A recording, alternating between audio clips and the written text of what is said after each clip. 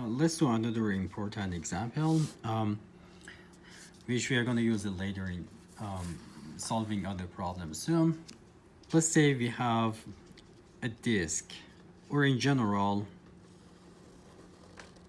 a cylinder with any height or length. And we want to find the mass moment of inertia about the axis of it. So the radius of the cylinder is r, and the length of it is L. It can be tiny, like a disk, or it can be in general a cylinder. We're gonna have the same equation for all of them at the end. And the mass of it is m. So this axis, let's call it O. If you look at it from this side, you're gonna see a circle, right?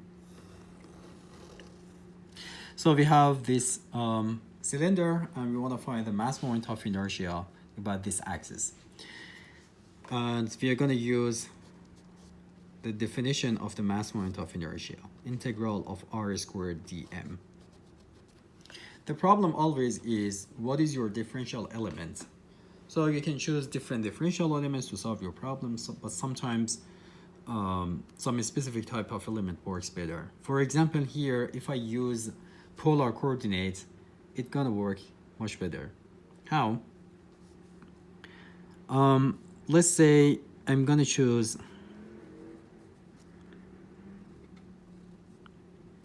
this element. It should be very, very small, but I'm drawing it a little bit big so we can see it.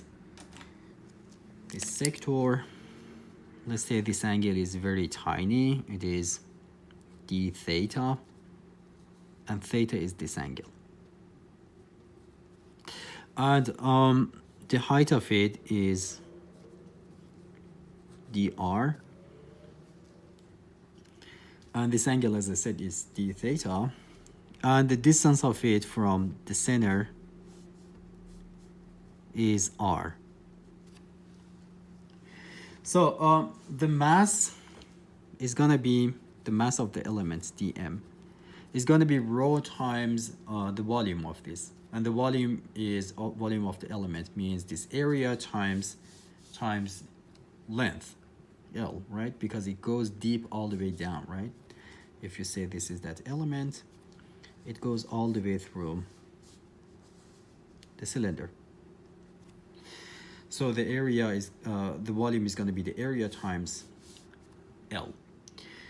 What is this area? Because it's very, very small, I mean, this d theta is a very small angle. This area is going to look like a triangle, a rectangle. So the area of it is going to be height, which is dr, times this length, which is r times d theta, right? So this length and this length, they are very, very close to each other. And the length of them is going to be r times d theta, angle times radius, right? So dm is going to be rho times L times r d theta times dr. What is the distance of this element from the axis? The distance of all the points on this element from the axis is r. This is small r. So I can use r in this equation.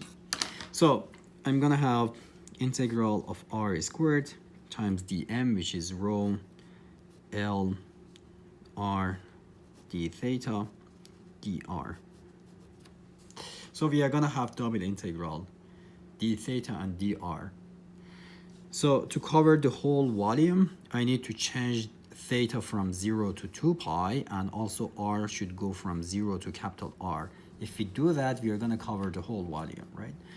You can do the integral over r first, then over theta, or vice versa. It doesn't really matter here. Theta goes from 0 to 2 pi. So I'm going to do the integral over theta first. Then r goes from 0 to capital R. Rho, L, they are constants.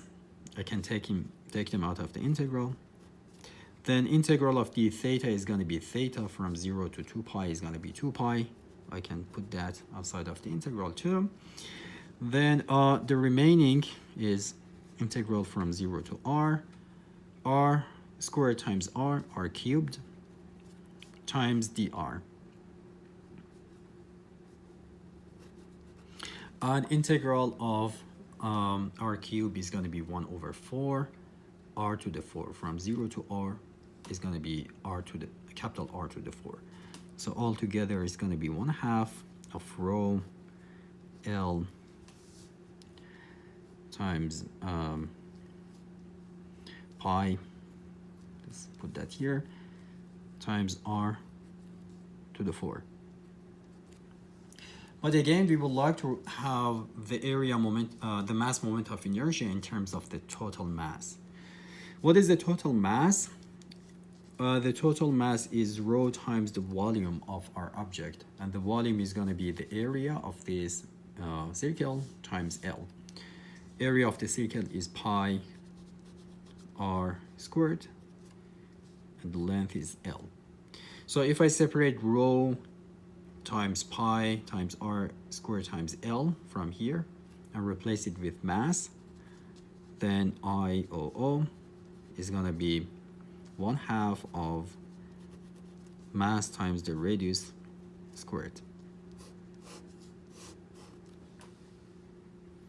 So the mass moment of inertia of a cylinder or a disk about the axis of it is going to be 1/2 of the total mass times r squared.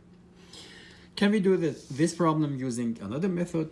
Of course, we can actually do this problem with several different elements. Instead of choosing this element, we can choose other type of elements to solve this. But probably the simplest one is this. Let's say I'm going to choose this element, just a tiny shell inside this cylinder, and the radius of this shell, let's say it is r. I am allowed to choose this element because if I want to start with the definition of the mass moment of inertia, in this integral, r means the distance of your element from the axis. Now look at, this is my element. What is the distance of this element from the axis? The distance of all the points on my element from the axis is r. So I can use the same r here. That's the important point about this element.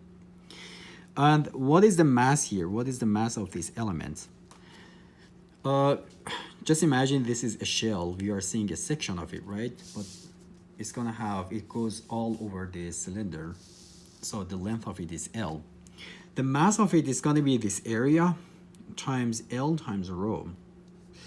But what is this area? Let's say the thickness of it is very, very small. It's dr. The circumference of this is going to be 2 pi times r, right?